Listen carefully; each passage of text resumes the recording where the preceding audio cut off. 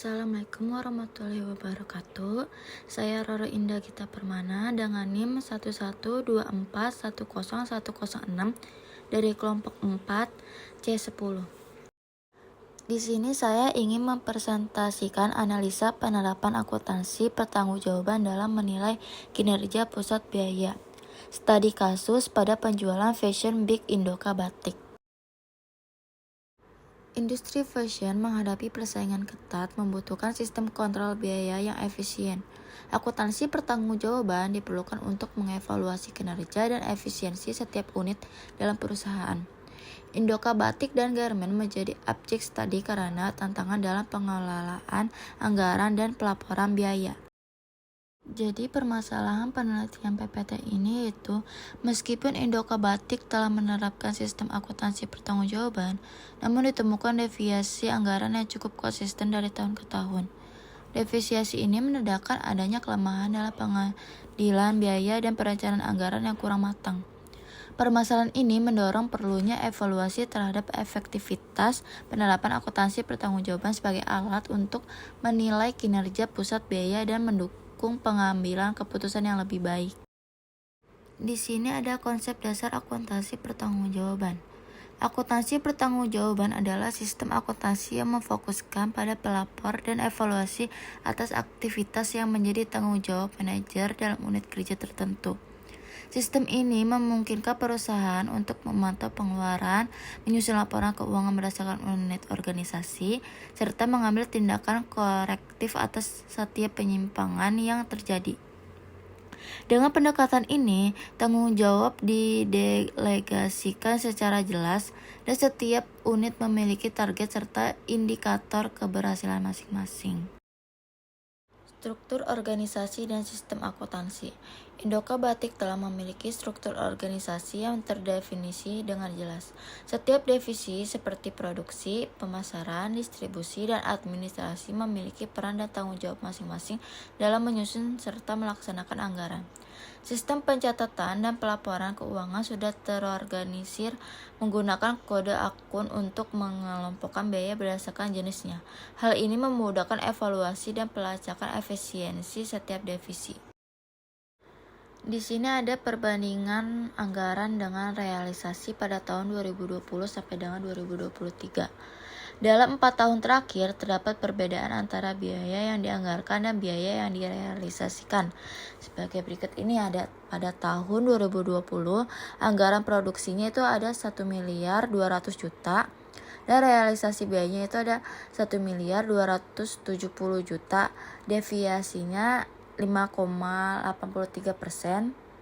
Dan pada tahun 2021 itu anggaran produksinya ada 1.300.000.000 dan realisasi biayanya itu ada 1.290.000.000. Deviasinya itu minus 0,77%. Dan pada tahun 2022 anggaran produksinya itu ada 1.350.000.000 dan realisasi biayanya itu ada 1.380.000.000. Deviasinya 2,22%.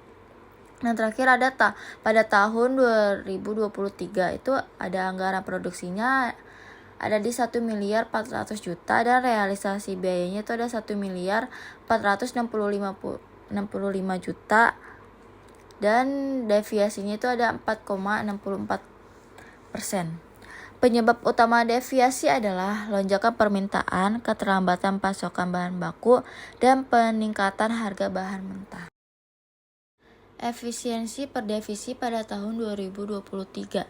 Di sini ada divisi produksi dengan anggarannya 500.000.000 dan realisasinya 480.000.000. Efisiensinya ada di 4%.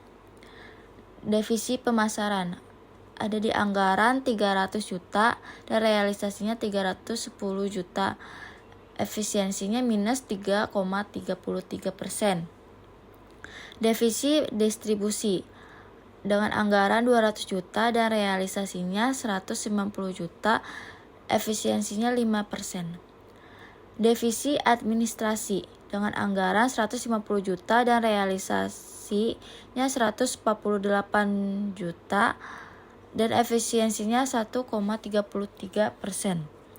Divisi produksi dan distribusi mampu menjaga efisiensi, sementara pemasaran menunjukkan inefisiensi yang perlu dianalisis lebih lanjut.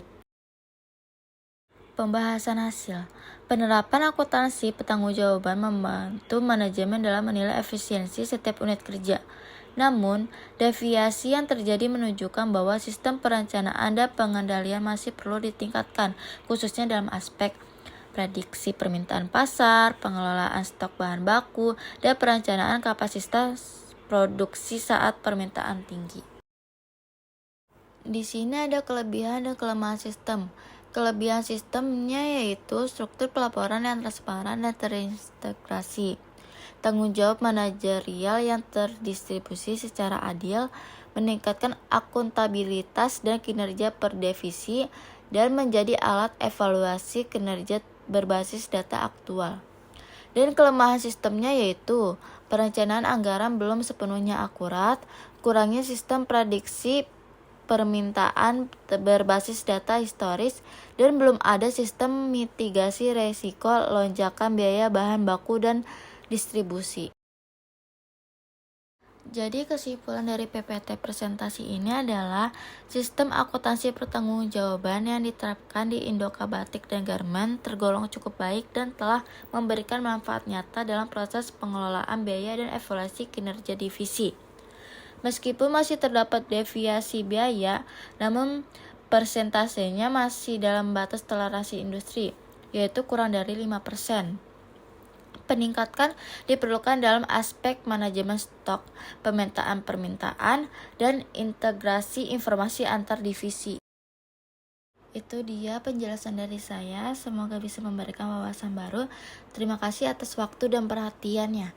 Wassalamualaikum warahmatullahi wabarakatuh.